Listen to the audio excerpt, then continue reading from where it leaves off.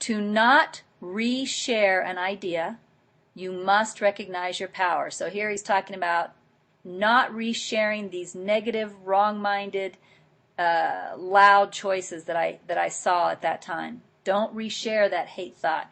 Don't reshare that victim thought. And by the way I reshare it is simply by believing it, right? To not reshare an idea, you must recognize your power. You must step into your power and choose to be the role of source or creator instead of playing victim to your thoughts. Accepting that code comes to you through your previous interpretation is accepting responsibility for the code. This acceptance may seem easy or strained. You may accept the idea of creator with joy or with great resistance. The time it seems to take to accept responsibility for the code will vary based on your basic reaction. Do not judge yourself for the ease or challenge of accepting responsibility for the code. Rest, relax, be patient. Accepting responsibility is key. So no matter how long the time is very well spent. So again, what he's saying is if my mind is filled with hate thoughts, or my mind is filled with anxiety, it's because of how many times I've believed hate thoughts or believed anxiety before. That's why that's so strong in me. And the way it's going to become weak in me is for me to start making different choices. But I need to accept that I have to make those different choices. And a part of accepting that I have to make those different choices is accepting that my current mental environment has come from past choices that I've made. I have to accept that this comes from me. I have to accept that responsibility. And what this paragraph says is some people will embrace that. But there are people who will not embrace that, who may take a very, very long time in accepting that responsibility. And until that responsibility is accepted, there's probably not going to be a lot of right-minded choosing going on. That seems to come from accepting the responsibility. So there's going to be a staying in the wrong mind, longer.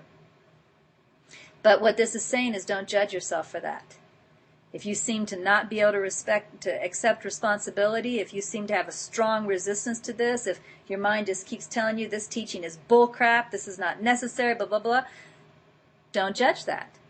What's this teaching you to do? This is teaching you to choose your highest possible choice. It's actually teaching you to raise your vibration level, even while you're still resisting the whole idea of the teaching, right? Just accept that you can't accept this. You're right? It's wonderful. It's beautiful. It's brilliant. Moving on to the next paragraph. Accepting. Oh, I see Diedrich has his hand up. All right. You know what I'm going to do? Oops, Diedrich put his hand back down. I don't know if he wants the mic. What victim? Oh, Diedrich, I'm just doing a teaching called The Code. And I don't even remember what I said about victim now, so I can't answer your question. I can't even answer the question because I don't have that much of a recollection of what I said. I apologize. But let me go on to the next paragraph. Accepting responsibility for the code and accepting or allowing your reaction to it is different than reaccepting the code into the mind. When you step into your power as creator and choose to accept responsibility, including choosing to accept the effects of the code as you previously interpreted it, you are also choosing not to reaccept the code. If you were reaccepting the same code into the mind, you would not be pausing to see that that line of code need not be. You would not recognize your power. You would not be aware that there is another way to see. So whenever you pause to look at the code, you are changing the code by shifting to another vibrational level. We often tend to be very, very hard on ourselves. We have some ideal of perfection of how we're supposed to be doing all of this, and when we don't meet that ideal in our mind, we then judge ourselves harshly. What this is saying is even if you, in your own perspective, appear to be failing, like you're pausing, you're looking at the code, you realize that's a hate thought or you realize that's a victim thought, right? and you think, I'm not going to do this, I'm not going to follow this, and then something like blows up and you do anyway.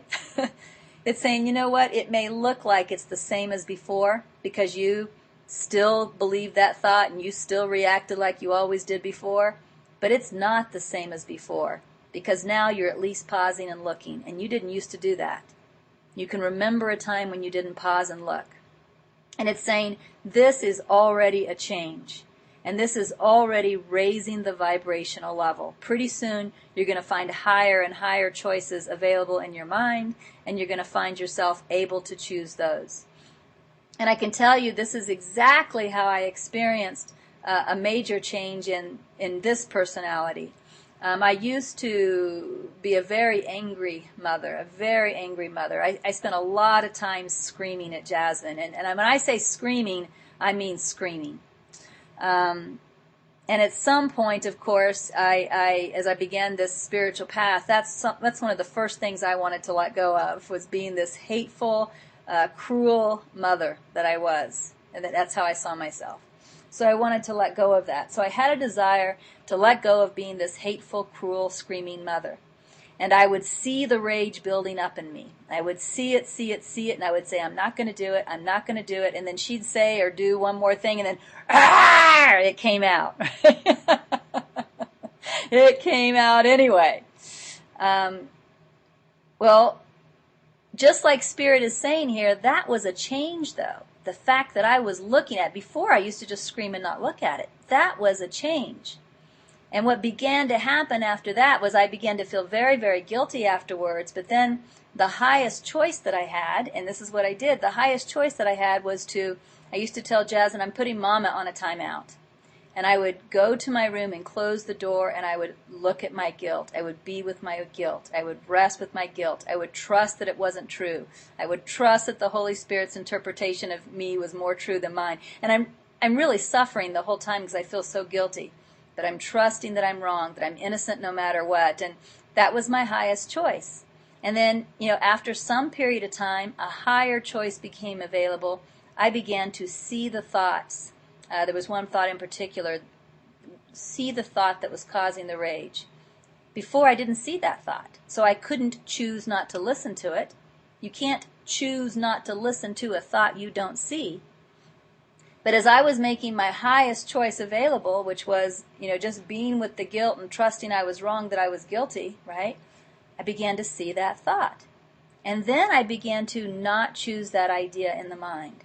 And as I began to not choose that idea in the mind, that's when the anger started dying down. So it seemed to be a process. It seemed to be a process that occurred over a few years.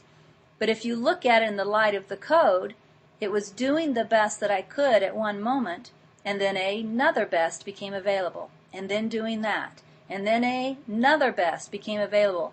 And now, it's really been years since I've gotten angry and screamed at my daughter. It just doesn't happen anymore, right? So now it's not something that happens. But that's through this process of the code. And it started where it started. You can't start in a place other than the place that you're at. You can't start with a choice other than the choice that's available to you. So you start where you are. And then you trust that as you do the best that you can right where you're at, it might simply be having compassion for yourself, not being so damn harsh on yourself all the time. Higher and higher choices become available. All right, so let's see, we have a few minutes left. I'm going to go ahead and read the last two paragraphs together. It is true that this is not a true edit of the code. And the reason it's not a true edit is because the choice was available as part of the code. So you aren't really editing the code. Right? You're just making the highest choice that's given. It is true that this is not a true edit of the code. The symbol of editing is useful, but at the level of individual, that power does not exist. Remember, the total layered code comes from the totality. So by choosing another way to see, you are choosing to shift vibrationally to another layer of the same basic code. Every option that's available to you is already written. You aren't creating anything new. Oh, that's the next sentence. That was me being commentary, but it's the next sentence. Every option is already written. But the option you choose affects the overall writing of every layer of code. So again, as you make your highest choice, that's going to lead to higher and higher choices in the code, right? So, the best thing that you can do not only for yourself but for the whole is to always make the highest vibration or the most right-minded choice that you can. Experience is different than reality. Okay, I remember I told you when I started teaching this, that this is a relative truth, not an absolute truth. Okay? Experience is different than reality. And to try to reconcile the two through intellect is an impossibility. But reality, what you are, is what it means by reality, and its effect on experience is understood through non-intellect.